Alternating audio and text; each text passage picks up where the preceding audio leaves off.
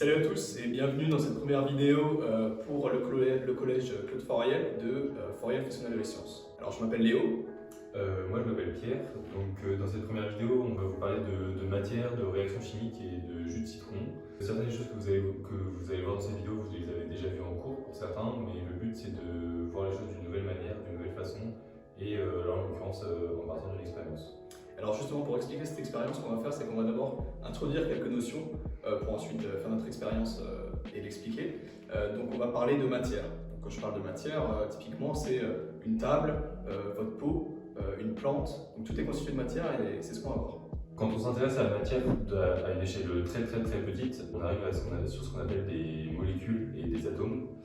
C'est vraiment ce qui constitue la matière, c'est le constituant de base. Donc pour vous donner un ordre d'idée de l'échelle, de la taille de ces éléments-là, un atome c'est un rayon d'environ une centaine de picomètres, c'est-à-dire que c'est 0,00000000001 mètre, c'est vraiment tout petit. Pour parler de l'atome en soi, donc l'atome c'est la brique élémentaire de la matière. Cet atome en fait on va le représenter par deux choses principalement, c'est donc son noyau et les électrons autour. Donc le noyau au centre c'est constitué donc de ce qu'on appelle des protons qui sont de charge positive et des neutrons qui sont neutres électriquement. Et ensuite autour de ce noyau vont tourner des particules qui sont elles plus légères et c'est ce qu'on appelle des électrons. Et eux, les électrons, ont une charge négative. Et alors la charge globale d'un atome, donc électrons plus proton compris, elle est neutre. Donc ça veut dire qu'il n'y a pas de charge. Et ça provient du fait que la charge d'un proton, c'est la même de signe opposé que la charge d'un électron. Et donc si ce n'est pas le cas, si on a un nombre d'électrons qui n'est pas égal à celui du nombre de protons, alors on n'appelle plus ça un atome, mais un ion. Les atomes et les ions, c'est les briques élémentaires de la matière, mais du coup, ces atomes et ces ions, ils s'assemblent parfois, ils se mettent ensemble pour former des molécules, qui sont du coup des structures de base. Donc une molécule, c'est constitué d'au moins deux atomes, mais il peut y en avoir des dizaines, des centaines, voire même plus. Et il y en a que vous connaissez probablement déjà, par exemple le dioxygène, parce qu'on dit en général on parle d'oxygène, mais en réalité c'est du dioxygène, juste deux atomes d'oxygène qui sont liés entre eux.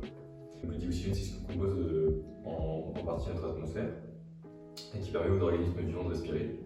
Il y a plein d'autres molécules qui peuvent être composées du coup de milliers d'atomes, j'ai déjà dit, et ces atomes liés entre eux sont liés dans une molécule par des liaisons chimiques, comme des crochets qui leur permettent de rester les unes proches des autres. Tous les atomes n'ont pas le même nombre de crochets à leur disposition et ça dépend du nombre d'électrons qu'ils possèdent. Pour caractériser une molécule, on va utiliser ce qu'on appelle une formule chimique. Donc, une formule chimique, c'est le code barre de la molécule.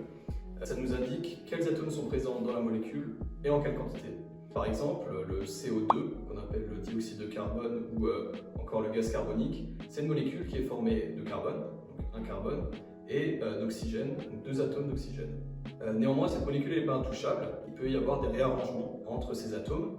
Il est possible qu'une ou plusieurs molécules se réarrangent et donc créent de nouvelles molécules à partir des molécules initiales. Et donc ça, c'est ce qu'on appelle une réaction chimique. Une réaction chimique, c'est le réarrangement des atomes au sein d'une ou plusieurs molécules.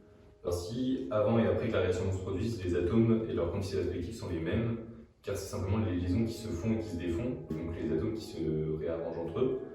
Et on a toujours la même quantité d'atomes avant et après la réaction chimique. Et donc ce qui est intéressant avec la réaction chimique, c'est de voir ce qui s'est passé et de voir pourquoi ça s'est passé, comment en partant de certaines molécules particulières, on peut arriver à avoir d'autres molécules bien particulières qui se forment pendant la réaction chimique. Pour caractériser une réaction chimique, on va utiliser une équation de réaction. Donc l'équation de réaction, c'est un moyen de se représenter la transformation chimique. Et elle s'appuie sur trois règles. Les molécules qui sont nommées par la formule brute, formule chimique. On doit respecter le principe de conservation de la matière et le principe de conservation de la charge. Donc le principe de conservation de la matière, c'est ce qu'on a dit un peu plus tôt. C'est le fait qu'on ait le même nombre d'atomes avant et après la réaction. Et le principe de conservation de la charge, c'est la même chose avec les charges. Donc on a le même nombre de charges avant et après la réaction. Pour voir à quoi sert tout ça, on va faire notre première expérience et puis on va essayer de voir ce qui se passe après. Donc habituellement, la limonade est faite avec de l'eau gazeuse, c'est-à-dire qu'on prend de l'eau à laquelle on ajoute du gaz carbonique, du CO2. D'où des bulles légères qui remontent à la surface dans le verre. Et donc là, aujourd'hui, on va faire une réaction, on va utiliser une réaction chimique pour créer une limonade sans utiliser du gaz carbonique. Pour cette expérience, il vous faudra un bécher, de l'eau, du jus de citron, du sucre et du bicarbonate de soude alimentaire. Pour faire un demi-litre de limonade, il vous faut le jus de 2 citrons, un demi-litre d'eau, du sucre en poudre, 2 ou 3 cuillères à soupe, et une demi-cuillère à café de bicarbonate de soude. On a la réaction chimique qui agit et les bulles qui arrivent. Donc maintenant, elle est prête à boire et buvez-la rapidement avant que les bulles ne s'en aillent. Donc voyez un peu plus près ce qui se passe dans cette expérience. Donc le jus des citrons, il va contenir ce qu'on appelle de l'acide citrique, cette molécule acide. Et de l'autre côté, on va avoir le bicarbonate de soude qui est une molécule basique. Et alors, bien sûr, dans l'eau, toutes ces molécules-là, il y en a énormément, beaucoup de molécules d'acide citrique et beaucoup de molécules de bicarbonate de soude, elles vont se répartir un peu dans tous les sens. Et donc, quand on les met ensemble dans la solution, dans l'eau, du coup, ces molécules vont réagir. C'est-à-dire que les atomes vont se réarranger, il y a des liaisons qui vont se casser et d'autres qui vont se former. Et ils vont former 3 nouvelles molécules. Donc d'abord, il y a de l'eau, H2O, du citrate de sodium et du dioxyde de carbone, qui est donc ce dioxyde de carbone sous forme gazeuse. Donc le CO2, du coup, il ne peut pas se mélanger au liquide vu qu'il est gazeux, et donc c'est lui qui apparaît sous forme de bulles qui vont monter à la surface. Et donc c'est ça qui fait du coup le côté gazeux de la limonade et qu'on retrouve dans l'eau gazeuse habituellement. Donc voilà, donc l'expérience elle est finie, la vidéo aussi, on espère que ça vous a plu. N'hésitez pas à refaire l'expérience chez vous. Bon, par contre, il n'y a pas de produit dangereux, mais essayez de faire ça avec un adulte quand même si possible. Et puis restez connectés, revenez voir sur le site souvent pour les prochaines vidéos. La prochaine sera donc encore de la chimie avec l'utilisation du chou rouge.